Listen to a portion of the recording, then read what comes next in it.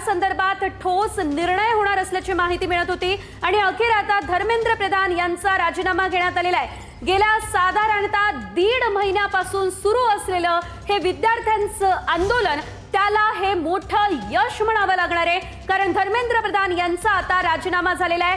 केंद्रीय शिक्षण मंत्री पदावरून त्यांनी राजीनामा आता दिलेला आहे।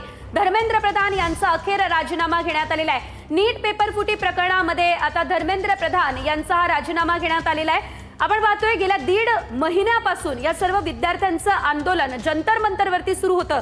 सीजेपी कडून या आंदोलनाची हाक देण्यात आलेली होती। सोनम वांगचुक यांनी उपोषण 20 ते 22 दिवस केलेलं होतं आणि अखेर आता धर्मेंद्र प्रधान यांचा राजीनामा झालाय। या सर्व आंदोलन आणि उपोषणामागे एकच प्रमुख मागणी होती आणि ती प्रमुख मागणी म्हणजे धर्मेंद्र प्रधान यांच्या राजीनाम्याची मागणी। आणि अखेर आज धर्मेंद्र प्रधान यांचा राजीनामा झालेला आहे। केंद्रीय शिक्षण मंत्री पदाचा त्यांनी राजीनामा या ठिकाणी आता दिलेला आहे। विद्यार्थ्यांचं हे आंदोलन यशस्वी झालेलं आहे आणि धर्मेंद्र प्रधान यांचा या ठिकाणी हा राजीनामा झालेला आहे। जंतर मंतरवर काही वेळापूर्वी आंदोलनाला हिंसक वळण लागलेलं होतं। आपण दृश्य देखील TV9 मराठीच्या माध्यमातून पाहिलेली होती। मात्र अखेर आता साधारणतः 1.5 महिन्यानंतर हे विद्यार्थ्यांचं आंदोलन यशस्वी झालंय आणि हे अतिशय मोठं यश खरं तर विद्यार्थ्यांना मिळालेलं आहे, कारण केवळ जंतर मंतरवरच नाही तर संपूर्ण राज्यभरात संपूर्ण देशभरात देखील विद्यार्थ्यांनी आंदोलन सुरू केलेलं होतं।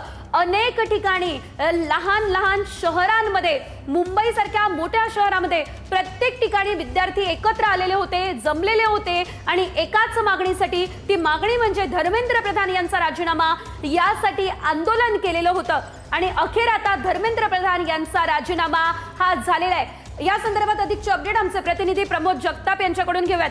प्रमोद, अखेर सरकार नमलं असंच म्हणावं लागेल आणि धर्मेंद्र प्रधान यांचा राजीनामा या ठिकाणी घेण्यात आलेला आहे, काय अपडेट?